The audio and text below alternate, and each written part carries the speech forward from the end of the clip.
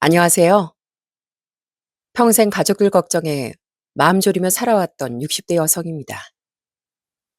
제가 이렇게 용기를 내서 사연을 보내게 된 건 저희 집안에 있었던 정말 기가 막힌 일을 털어놓고 싶어서랍니다.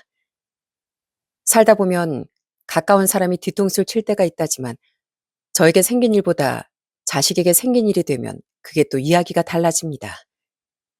부모 마음이라는 게 나보다 내 새끼가 아픈 게 10배는 더 아픈 법이거든요. 저도 이번 일을 겪으면서 그 마음을 뼈저리게 느꼈습니다. 한 사람의 용기가 아니었다면 아마 저희 집안은 지금도 혼란 속에 살았을 겁니다. 절 구원해줬던 그 사람이 누군지 여러분들에게 오늘 이야기를 전해드릴게요. 제 남편은 소방관이었습니다. 아마 소방관인 가족을 두신 분들은 아실 테지만 남편이 출근하는 날이면 전 항상 무거운 가슴을 안고 살아야만 했습니다. 뉴스에서 순직 소식이 들려올 때면 그날 하루가 멀쩡히 넘어가질 않더라고요. 남편에겐 티내지 않았지만 현관에서 남편을 배웅할 때면 듬직한 그 뒷모습을 보곤 기도하고 또 기도하곤 했습니다. 여보, 나 출근해. 오늘도 조심하고 제발 조심해. 알았지? 걱정하지 마. 내가 일 시작한 지 하루 이틀도 아니고 지금까지 멀쩡히 잘 다니고 있잖아. 나 다녀올게. 그렇게 아무렇지 않게 웃으며 출근하는 남편이 문을 닫고 나가면 전 한참 동안 그 자리에 서 있곤 했습니다. 이렇게 웃으면서 나간 남편이 그대로 다시 무사히 집으로 돌아오기만을 바라고 있었거든요. 남편은 소방관으로서 열심히 발로 뛰며 다치기도 수도 없이 다쳤습니다. 크게 다쳤을 땐 진짜 까딱하면 다시 못 봤을 정도로 심각하기도 했었고요.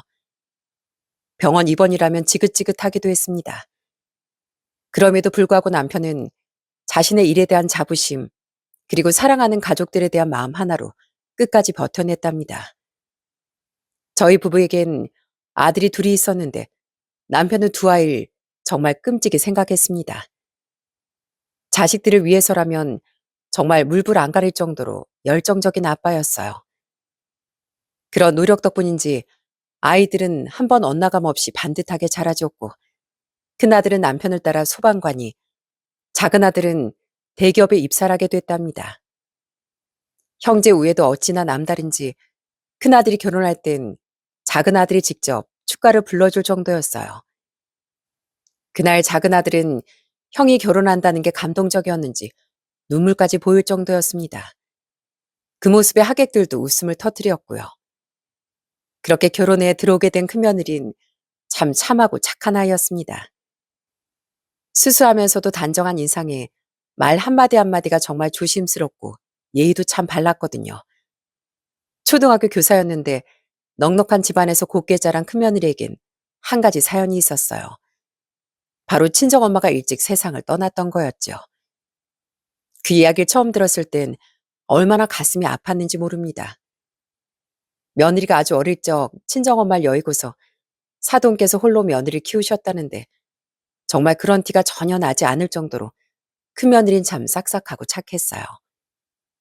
저희 집에 올 때마다 큰며느린 빈손으로 온 적이 없었고 명절이면 제일 먼저 앞치마를 두르고선 부엌으로 들어갔습니다. 어머님, 이거 제가 손질할게요. 어떻게 하면 돼요? 저 좀 알려주세요. 제가 아직 모르는 게 많아서 어머니 좀 알려주세요. 아유, 됐어. 나중에 천천히 알아도 되지. 내가 아마. 아니에요, 어머님. 저도 해야죠. 전 어머님이 이렇게 요리하고 계시면 옆에 가서 꼭 배우고 싶거든요. 저희 엄마한테 못 배워서 그런가 이런 거 하나하나 잘 모르거든요. 그러니까 저한테 어머님이 알려주세요. 어머님이 꼭 제 엄마 같아요. 그 말을 듣는 순간 전 얼마나 가슴이 뭉클했는지 아무런 말도 하지 못했습니다. 그 한마디가 얼마나 고맙고 또 짠하던지요. 뭘 알려줘도 눈을 반짝이며 배우려고 하고 뭘 해줘도 고맙다고 하는 큰며느리가 얼마나 예뻤는지 모릅니다.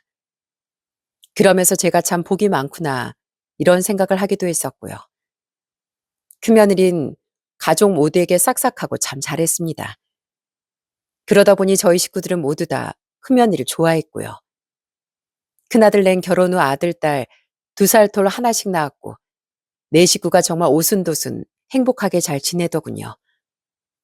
큰아들이 저렇게 행복하게 잘 사는 모습을 보니 우리 작은아들도 언젠간 저렇게 행복한 가정을 꾸리겠구나 생각을 했습니다.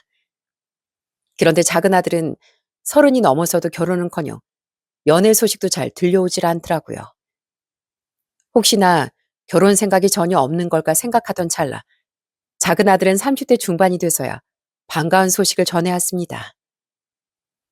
엄마, 나 요즘 만나는 사람 있어요. 뭐? 아니, 언제부터? 어떤 사람인데? 나이 나보다 4살 어리고 원래는 되게 활발한 사람이에요. 한번 만나보실래요? 인사드리고 싶은데. 아유, 엄마 너무 좋지. 장이야.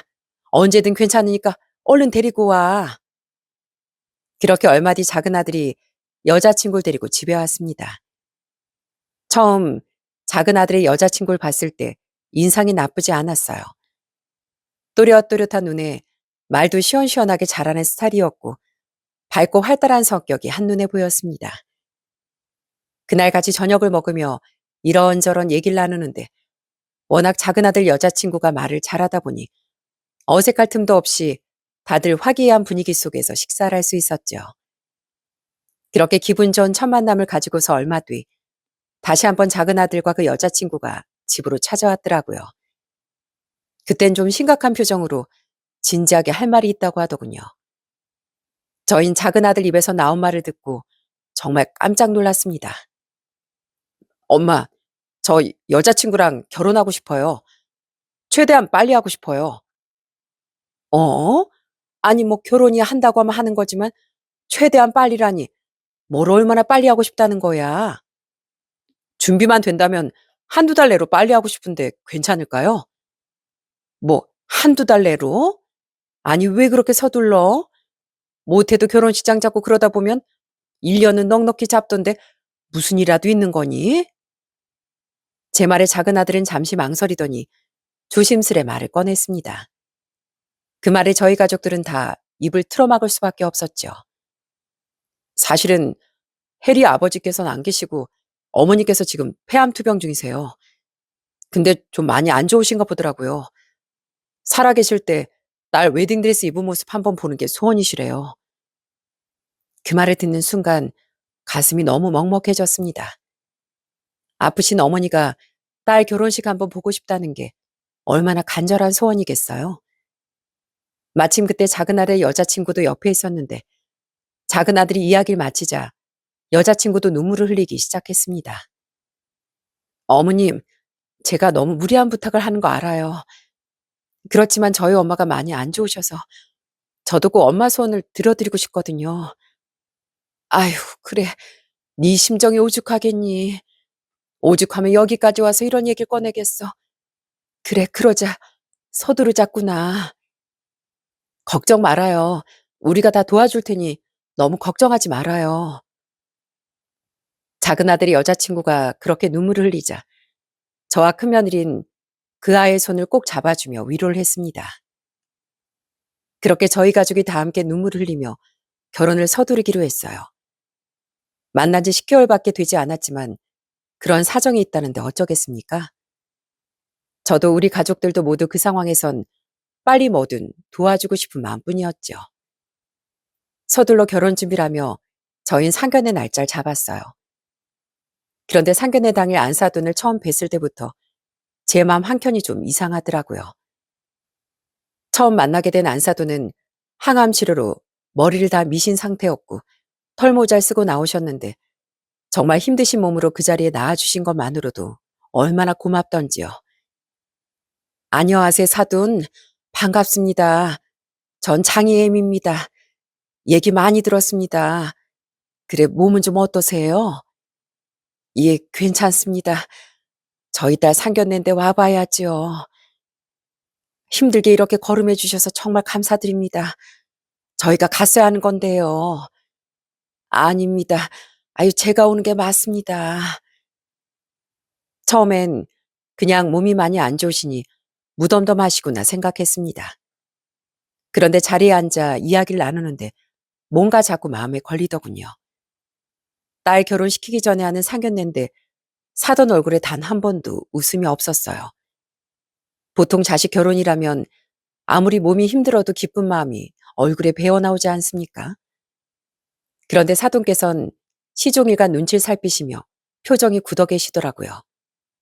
마치 반대라는 사람처럼요. 속으로 혹시나 우리 집안이 마음에 안 드신 건가 싶기도 했지만 또 생각해보면 몸이 많이 편찮으신 분이 이런 자리에 나오셨으니 힘드셔서 그러시는 거겠지 싶기도 했습니다. 그래서 작은 아들에게도 물어봤었어요. 아들, 혹시 예비 사돈한테 뭐 책 잡힌 거라도 있니? 별로 좋아하지 않는 것 같던데. 아, 네, 저도 전에 한 두세 번 정도 인사드려 갔는데 인사도 잘 안 받으시고 말도 잘 안 하시더라고요. 제 눈도 통 안 부시고 그래도 결혼 허락은 해주셨어요. 여자친구 말론 암 투병 중이시니 좀 미안해서 저한테 그러시는 거라고 하더라고요. 제가 결혼하면 사위로서 더 잘해드려야죠. 작은 아들의 말을 들어보니 어느 정도 일리가 있다고 생각했습니다. 사돈 입장에선 본인 몸이 좋지 않으니 마음이 불편할 수도 있겠다 싶더라고요. 그래서 그날 그렇게 표정이 좋지 않았던 건 컨디션도 좋지 않고 자신의 입장에서 미안한 마음이 들어 그랬겠구나 생각을 했습니다. 그 후로 결혼 준비가 본격적으로 시작되었어요. 사실 작은 며느리 같은 경우는 꾸준히 직장 생활을 했지만 사돈 병원비 때문에 계속 돈이 들어가다 보니 돈을 모으지 못한 상황이라더군요. 그때도 사돈 간병 때문에 직장에 다니지 못했었고요. 그러다 보니 아들이 모은 돈으로 결혼을 해야 했는데 얼마 안 되는 돈이지만 저희도 5천만 원 정도 도움을 주게 됐습니다. 그때 작은 아들 결혼 준비라며 한 가지 큰아들 내외에게 미안한 일이 좀 있었어요. 큰애는 저희가 결혼할 때 뭘 해주지 못했었거든요. 용이야, 너 결혼할 땐 엄마 아빠가 한 푼도 못 해줬는데 동생 결혼할 때만 도와줘서 미안하다. 너희가 서운해할까 봐 걱정이구나. 아니에요, 엄마. 당연히 동생 결혼하는데 뭐라도 도와야죠. 저희가 부족한 건 좀 도와드릴게요. 아내랑도 다 상의했어요. 아유, 무슨 소리야. 너희들도 힘든데. 그래도 동생이 장가 가는데 형으로서 그 정도 못하겠어요? 저희가 해주고 싶어서 그래요. 그렇게 작은 아들이 결혼할 땐 작은 아들이 모아둔 돈에 저희가 준 5천만 원, 그리고 큰아들 내외 도움까지 받아 신혼 살림을 시작하게 됐습니다. 저는 그때까지만 해도 이렇게 될 줄은 꿈에도 몰랐어요. 그저 큰아들 내처럼 작은 아들 내에도 평생 행복하게 잘 살겠구나 생각을 했었죠. 결혼하고서 작은 아들은 사돈께도 참 잘했습니다. 사돈이 병원에 입원했다 퇴원할 때면 부지런히 모시러 가고 사돈 집이 사실 좀 허름했는데 주방이며 화장실 리모델링도 저희 작은 아들이 싹 다 해주기도 했습니다. 그렇게 작은 아들은 사위로서 잘하려고 참 노력을 많이 했어요. 그런데 시간이 지날수록 조금씩 이상한 낌새들이 보이기 시작하더군요. 처음엔 그저 사소한 일이었답니다. 어느 날은 큰아들네 첫째가 사생대에 나갔는데 상을 받아왔어요. 그 어린아이가 고사리 같은 손으로 그림을 그려 상을 받았다는 게 얼마나 기특하고 귀엽습니까? 온 식구들이 다 모여 칭찬도 해주고 기뻐해줬어요.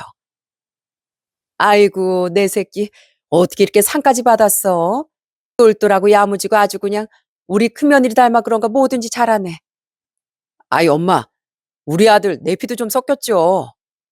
아니야, 이 엄마가 보기엔 우리 윤정이 닮아서 우리 손주들이 다 야무지고 잘 자라는 것 같다. 할미가 우리 손주 상 받았다고 하니까 너무 기분이 좋네. 그렇게 다들 기뻐하고 축하해 주는데 옆에 조용히 앉아있던 작은 며느리가 툭하니 말을 내뱉는 겁니다. 그런데 작은 며느리가 하는 말에 분위기는 갑자기 조용해져 버렸어요. 에이, 그 정도 상은 아무나 받죠 뭐.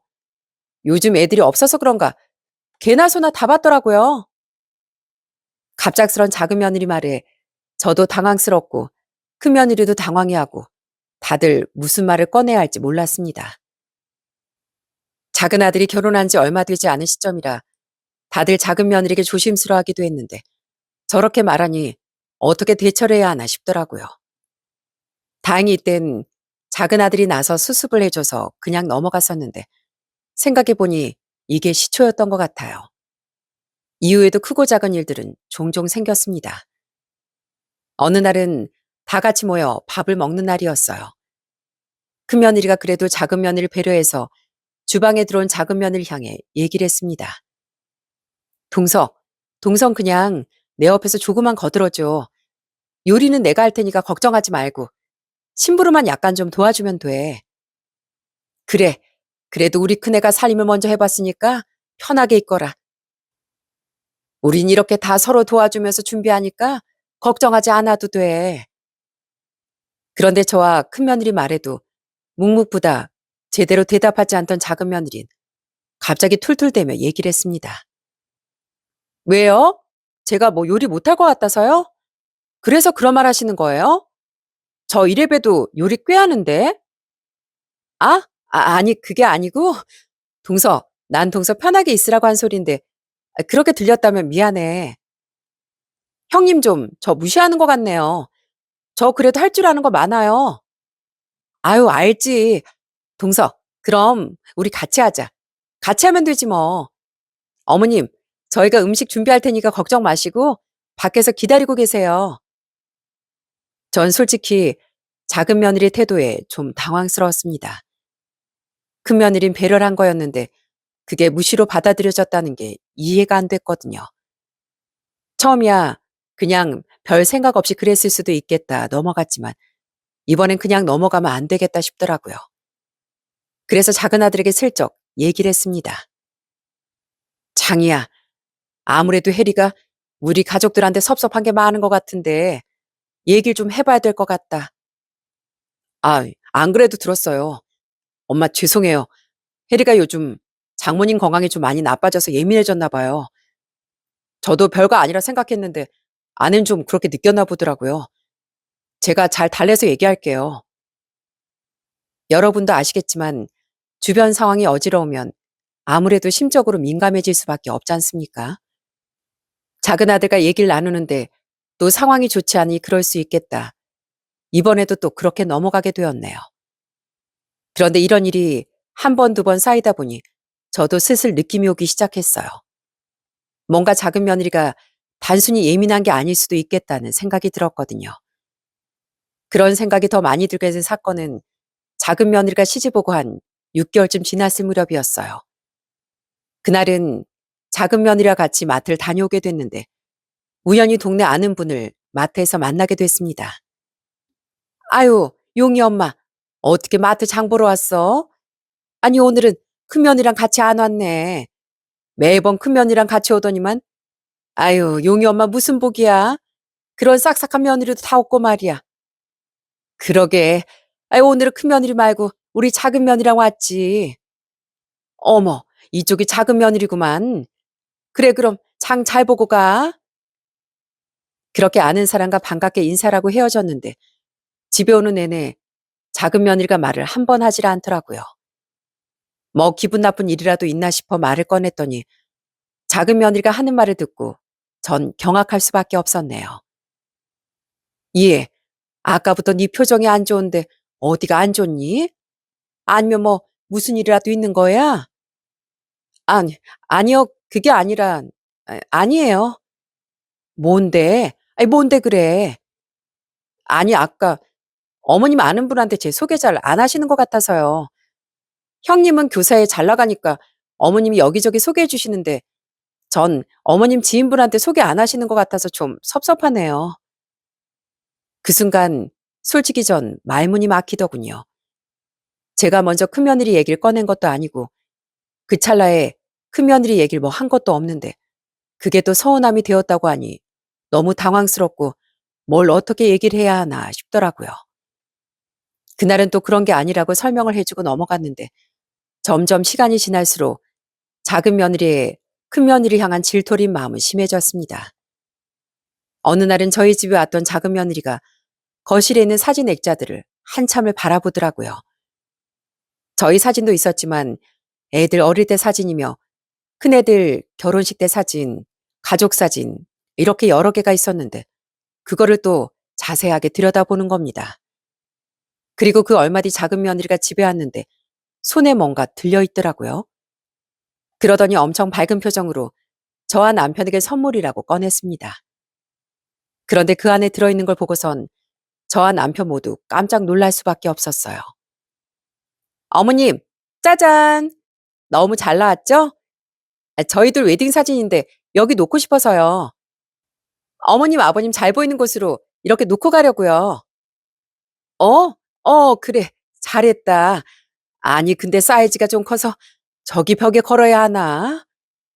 아니, 왜요? 여기 TV 옆에 딱 놓으면 되겠구만. 잘 보이고 좋잖아요. 그러더니 진짜 큼직한 액자를 TV 옆에 떡하니 놓아두고선 그 옆에 있던 작은 액자들 다 구석으로 치워버리더군요. 누가 봐도 큰애들 액자보다 훨씬 큰 사이즈로 가지고 온 게 딱 티가 났습니다. 그러던 중 큰 며느리와 작은 며느리가 서로 크게 마음이 상한 사건이 벌어지고 말았어요. 작은 며느리가 시집 온 지 한 8개월쯤 됐을 무렵이었습니다. 큰 며느리가 그래도 작은 며느리와 잘 지내보려고 그날은 같이 백화점에 가자며 큰 며느리가 얘기를 꺼내더라고요. 그런데 작은 며느리 반응이 영 이상했습니다. 동서, 내가 동서 옷 한 벌 사줄게. 동서랑 같이 백화점 구경 가고 싶은데 시간 되면 지금 갔다 올까? 네? 백화점이요? 아니, 형님, 제가 그렇게 초라해 보이세요? 누가 사주는 옷 입어야 할 것처럼 보이시는 거예요? 뭐? 아니, 동서, 내가 무슨 그렇게 얘기한 것도 아닌데 왜 그렇게 얘기를 해? 난 그저 동서랑 잘 지내고 싶어서 그런 건데. 형님 은근히 저 무시하시잖아요. 형님 집은 잘 살고 저희 집은 못 사니까 이런 식으로 무시하시는 거 아니세요? 어머, 동서, 나 진짜 무서워서 뭐 말을 못 하겠네. 알았어, 그럼 가지 마. 그렇게 두 며느리가 티격태격 하는데 정말 난감하더군요. 나중에 큰며느리가 와서 제 앞에서 그렇게 다퉜다는 게 죄송하다고 본인이 큰며느리로서 참았어야 하는 건데 속이 좁았다며 얘기를 하는 겁니다. 도대체 작은 며느리가 왜 저럴까 싶다가도 아무래도 어릴 때부터 힘들게 자란 아이라 그런지 자격지심도 좀 있는 것 같고 상황도 힘드니 저희가 좀 더 감싸줘야 하는 게 아닌가 생각했습니다. 그래서 전 사돈댁도 잘 챙기려고 했어요. 한 번씩 사돈댁 몸에 좋다는 걸 챙겨서 보내드리기도 했습니다. 그러면서 사돈과 통화라곤 했죠. 사돈, 그래 몸은 좀 어떠세요? 아휴, 뭘 이렇게 많이 보내셨어요. 이런 거 보내지 마시라니까. 제가 이런 걸 받아도 될지 모르겠습니다. 전 그저 죄인이에요. 아유, 죄인이라니요. 그런 말씀 마세요. 얼른 회복하셔서 딸이랑 사이랑 행복하게 지낼 생각을 하셔야지. 왜 그런 소리를 하세요? 아닙니다. 전 죄인입니다. 죄인이에요. 전 빨리 그냥 이 세상 떠나고 싶네요. 아유, 그런 말씀 마세요. 그런 소리 들으면 며느리가 마음 아파합니다. 부디 오래오래 건강하셔야죠. 사돈께선 이렇게 늘 자책하며 미안해 하셨습니다. 물론 그런 마음이 들 수야 있겠지만 왜 이렇게까지 괴로워하시나 싶더라고요. 그러다 한 몇 주가 지났을까 사돈이 또 병세가 안 좋아져 병원에 입원을 하시게 됐습니다. 이번엔 사돈 얼굴도 좀 뵙고 싶어 병원에 방문안을 가봐야 되겠다 싶더라고요. 그래서 작은 아들에게 물었죠. 예, 장이야. 사돈 입원한 곳에 내가 좀 가봐야 되겠다. 아, 네, 알겠어요, 엄마. 제가 그럼 주소 보내드릴게요. 그렇게 작은 아들에게 주소를 받고 처음엔 그날 가보려고 했는데 일정이 꼬여 한 3일 뒤 병원을 가게 됐습니다. 처음엔 작은 아들과 같이 가려고 했는데 작은 아들한테 전화를 했더니 뜻밖의 얘기를 꺼내더라고요. 아들, 오늘 엄마랑 사돈 병문안 좀 갈 수 있니? 네? 아, 전 오지 말라고 해서 전 안 가고 있어요. 장모님이 치료받고 그러는 모습 보이고 싶지 않다고 하셔가지고 그래서 지금 아내만 가고 있어요. 저도 일이 좀 바쁘기도 해서 아내가 일에만 집중하라고 해서요. 그래도 낮에 아내 있으니까 연락해서 엄마가 다녀오세요. 아이, 그러니? 그럼 엄마만 슬쩍 갔다 와야 되겠구나. 알겠다. 엄마가 낮에 다녀오마. 작은 아들은 사돈이 입원하고서 한 번도 병원 안엔 가보지 못했더가니 좀 놀랍기도 했습니다. 그런데 생각해보면 사돈께서는 여자분이고 사위한테 이런 모습을 보여주고 싶지 않겠다 싶더라고요. 저도 그런 마음에 그동안 사돈 병원엔 가질 않았었는데 그래도 이번엔 한번 가보고 얼굴도 보고 병원비도 좀 보태드리고 싶더라고요. 그래서 병원으로 향하게 되었죠. 딱 병원에 도착하고서 작은 며느리에게 전화를 걸었는데 전화를 받지 않더군요. 그래서 문자를 보내놓고선 입원실을 찾아갔죠. 그렇게 병실까지 가고 있는데 작은 며느리한테서 전화가 온 겁니다. 어머님, 죄송해요. 제가 전화를 못 받았네요. 무슨 일로 전화 주셨어요? 아유, 아니다. 다름이 아니고 사돈이 또 입원하셨다고 해서 내가 조금 여기 와 있거든. 잠깐 나올래? 나랑 같이 들어가자꾸나. 네? 뭐라고요? 아니, 내가 사돈 병원에 왔다고 우리 아들이 말해줬는데 여기라 그러던데 바로 들어가마. 뭐라고요? 안 돼요, 어머니. 그러더니 제 앞에 있던 병실 문이 확 열리더니 갑자기 작은 며느리가 나와선 제 앞을 딱 가로막았습니다. 그러면서 굉장히 당황스럽다는 표정으로 제게 묻더라고요. 어머님, 여기 왜 오셨어요? 난 그냥 사돈 입원했다고 해서 온 건데 왜? 내가 뭐 못할 짓 한 거니? 아니, 그건 아니고요. 연락도 없이 오셔가지고 연락 안 하긴? 내가 너한테 아까도 전화를 했는데 네가 전화를 안 받길래 그냥 온 거야. 아니, 근데 왜 그렇게 정색하면서 얘기를 해? 죄송해요. 제가 전화 온 줄도 모르고. 어머니 그냥 오늘 말고 다음에 오시면 안 될까요? 엄마 몸이 좀 많이 안 좋으셔가지고요. 다음에, 다음에 오세요. 네?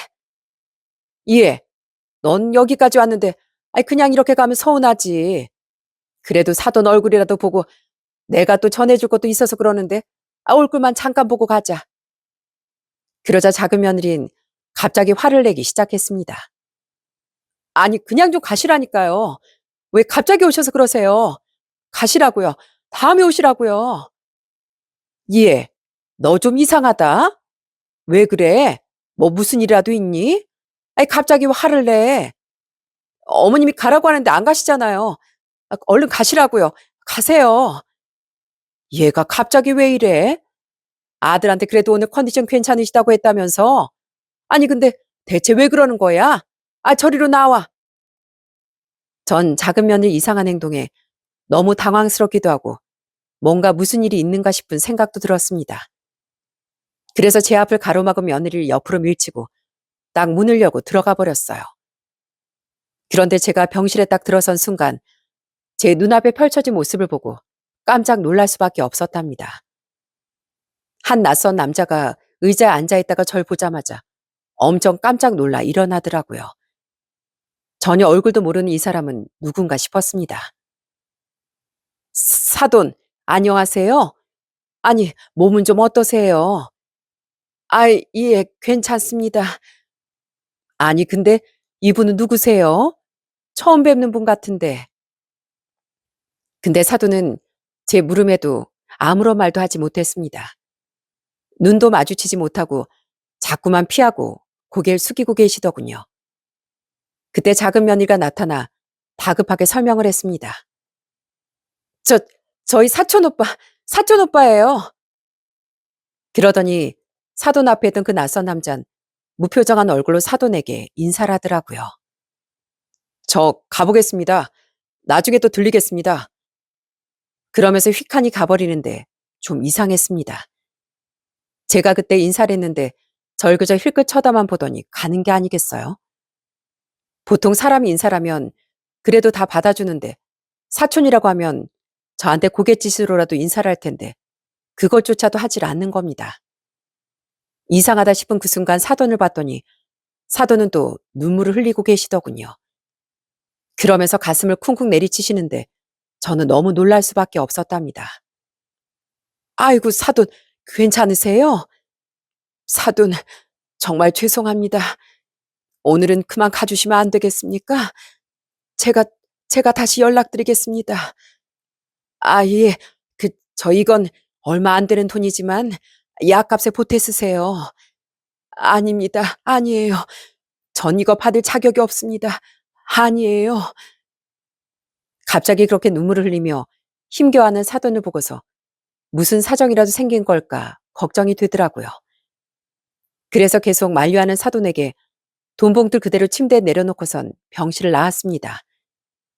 그랬더니 작은 며느리가 나와선 제게 사과를 하더라고요. 어머님, 죄송해요.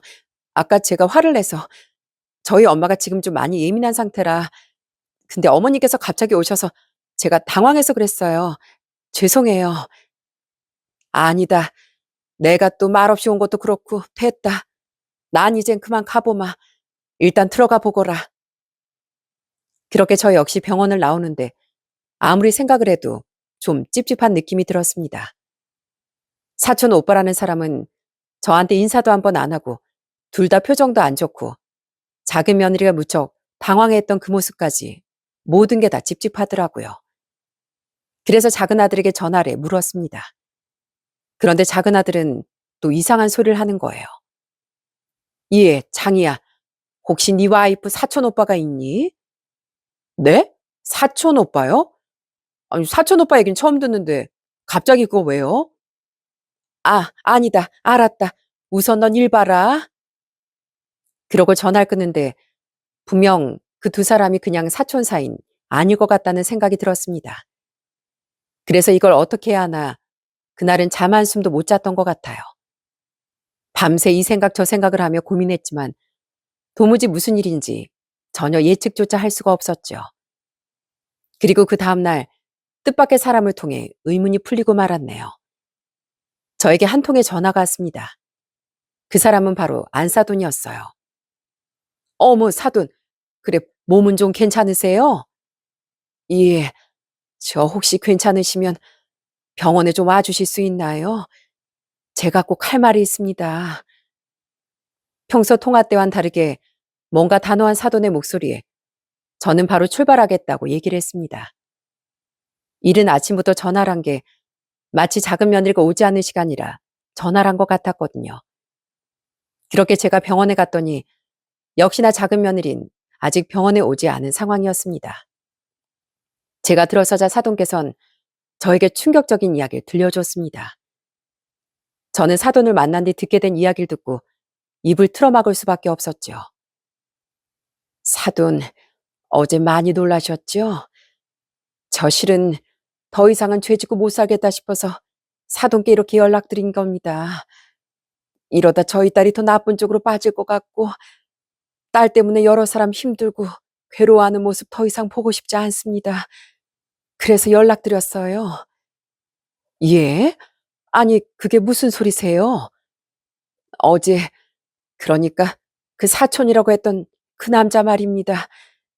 그게 사촌이 아니고, 그러더니 사돈께선 한동안 말을 할까 말까 굉장히 입술을 부들부들 떨기 시작했습니다. 그런 사돈을 보고선 전 침착하게 얘기를 했어요. 사돈, 그냥 편하게 얘기해 보세요. 저도 사실 어느 정도 생각은 하고 있습니다. 뭔가 다른 게 있구나 싶었거든요. 그러니까 괜찮으니까 편하게 얘기해 보세요. 아, 그게 말입니다.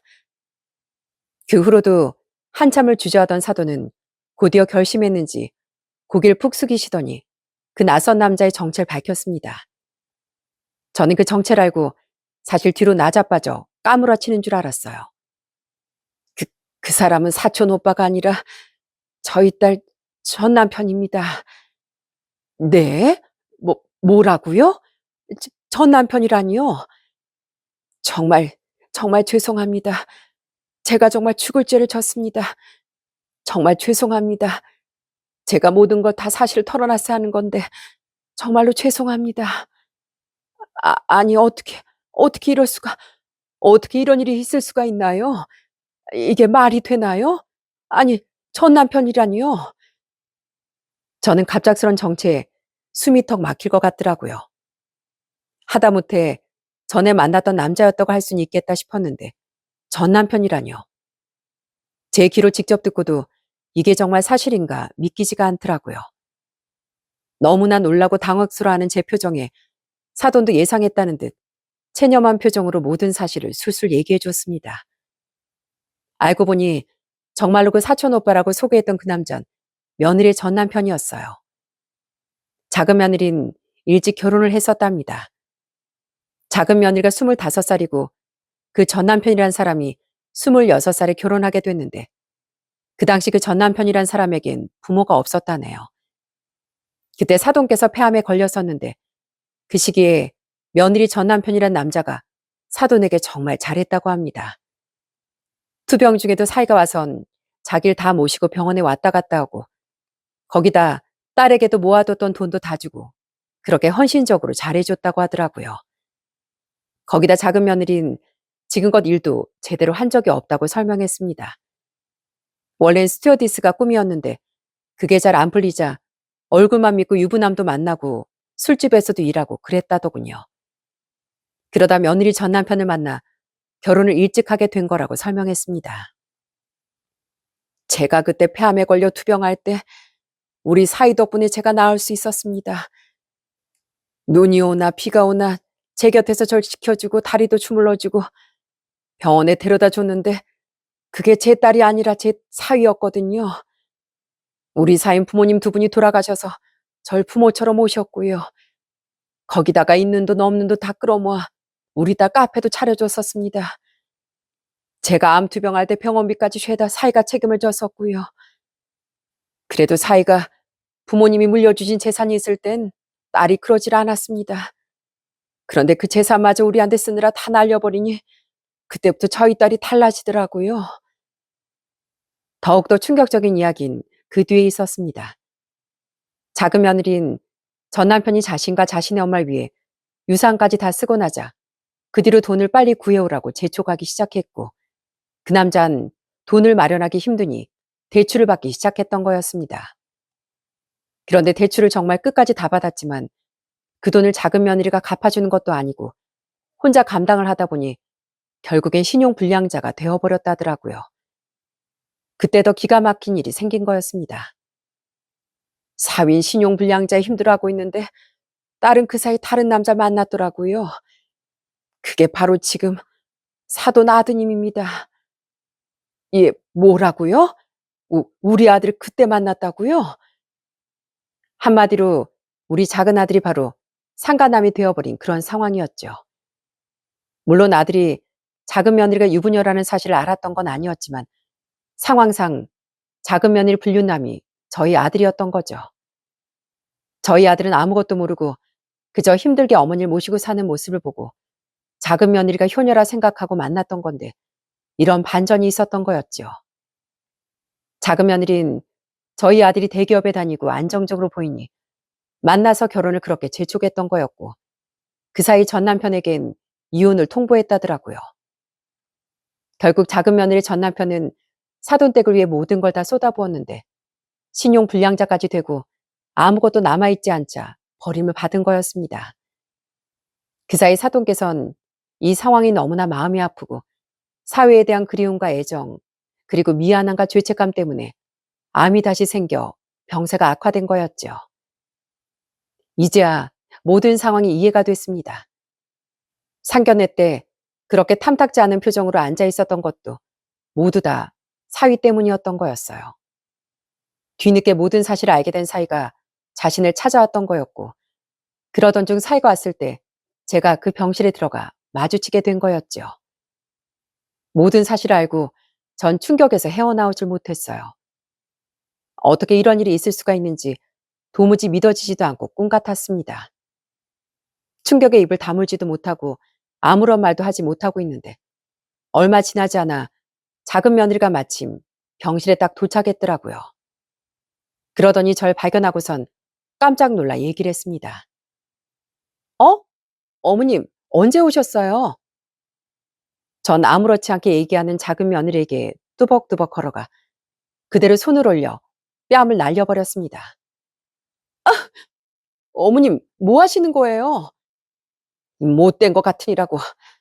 네가 그러고도 사람이냐? 어떻게 너 때문에 두 남자 인생을 이렇게 망칠 수가 있어? 어떻게? 어머님, 왜 그러세요? 대체 왜 그러시냐고요? 그러자 사돈이 나섰습니다. 내가 다 말했다. 이 엄마가 다 말했어. 네 실체 엄마가 다 말했다고. 뭐라고? 엄마 미쳤어? 미쳤냐고? 하나뿐인 딸 망치게 하려고 작정했어? 그걸 왜 말해? 끝까지 내가 말하면 안 된다고 했잖아. 그만해라, 그만. 나 더 이상 죄지고 살고 싶지 않다. 널 위해서라도 이런 생활 못하겠어. 도저히 거짓말 못하겠다고. 제발 혜리야, 그만하자. 엄마가 부탁하마. 엄마가 죽어야 끝이 나겠니? 엄마 매일 밤 제발 좀 나 좀 데려가라고 빌고 있다. 그러니까 제발 좀 그만하자. 그만해. 엄마. 사돈은 딸에게 통곡하며 애원했습니다. 그럼에도 불구하고 작은 며느린 눈 하나 깜짝하지 않고 그저 짜증스러운 표정으로 쳐다만 보더라고요. 그런 작은 며느리에게 전 냉정하게 얘기를 했습니다. 너 하나 때문에 지금 모든 집안 사람들이 피해 입고 있는 거 보이니? 네가 한 그 뻔뻔한 행동 때문에 지금 네 엄마도 네 전 남편이란 사람도 우리도 다 피해 입고 있는 거야. 너 때문에 고통받고 산다는 걸 제발 잊지 말고 살거라. 넌 더 이상 오늘부로 내 며느리도 아니야. 앞으로 우리 찾아올 생각도 하지 말고 나를 어머님이라 부르지도 말어. 어머님, 그게 아니고요. 제 얘기도 좀 들어주세요. 네 얘기 들을 거 하나 없어. 네 입에서 나온 모든 게 다 거짓인데 내가 왜 네 얘기를 들어? 다신 두 번 다시 우리 앞에 얼굴도 들이밀지 말거라. 그러고선 전 병실을 빠져나왔습니다. 그렇게 나오고 나선 바로 작은 아들에게 이 사실을 알렸어요. 당연히 작은 아들도 충격에 빠질 수밖에 없었겠죠. 제 얘기를 듣더니 그냥 주저앉아 버리더군요. 엄마, 지금 그게 진짜로 사실이에요? 진짜예요? 그래, 내가 네 장모한테 얘기 다 듣고 왔다. 지금까지 우리가 알고 있던 그 모든 것 중에 진실된 게 하나도 없었어. 단 하나도. 세상에, 아니. 더 이상 말도 잇지 못하고 주저앉아 멍하니 바닥만 보고 있는 작은 아들 보며 정말 저도 마음이 많이 아팠습니다. 혹여나 작은 아들이 충격에 잘못된 생각을 하면 어쩌나 걱정이 많았는데 그래도 작은 아들은 생각보다 잘 버텨내더군요. 사실을 확인한 후부턴 냉정하게 며느리를 뻥 차버렸습니다. 정말 그나마 천만다행이건 작은 아들이 혼인신고는 안 했다는 거였어요. 전에 혼인신고를 왜 안 했냐고 물어봤더니 요즘은 아이 낳을 때 되면 그때 한다고 작은 아들이 설명을 했었는데 그게 신의 한 수가 될 줄은 그때 미처 몰랐었네요. 물론 결혼을 했다는 건 사실이지만 그 경악스러운 작은 며느리였던 그 애와 또 서류 정리하고 이런저런 처리를 해야 했다면 정말 골머리를 앓았을 텐데 그나마 서류 정리는 얼른 마무리할 수 있다는 게 다행이다 싶었거든요. 그렇게 작은 아들은 작은 며느리를 쫓아내고 며느리 쓰라고 준 카드도 다 끊어버렸습니다. 그리고 도저히 기망한 행위는 참을 수 없다는 생각이 들어 혼인빙자 사기로 고소까지 진행했어요. 그랬더니 작은 며느리가 전화가 와서 빌고 또 빌었습니다. 어머니, 정말 죄송해요. 근데 제가 속이려고 속인 건 아니었어요. 전 그저 행복하게 잘 살고 싶어서 그랬을 뿐이라고요. 어차피 그 남자랑 끝났으니까 속인 거 죄송하지만 저 정말 잘 살려고 했어요, 어머니. 헛소리 하지 말어. 너, 네 엄마 아니었으면 우리 평생 속이며 살았을 거 아니야? 한 남자 인생을 그렇게 망가뜨려 놓더니만 이젠 우리 아들까지 망쳐놓으려 그랬냐? 네가 우리 아들 돈 쓴 것만 해도 1,500이 넘던데 거기다 네 카드값이면 이것저것 넌 아무렇지 않게 썼더구나. 우리가 이것도 다 청구할 거니까 그렇게 알고 있어.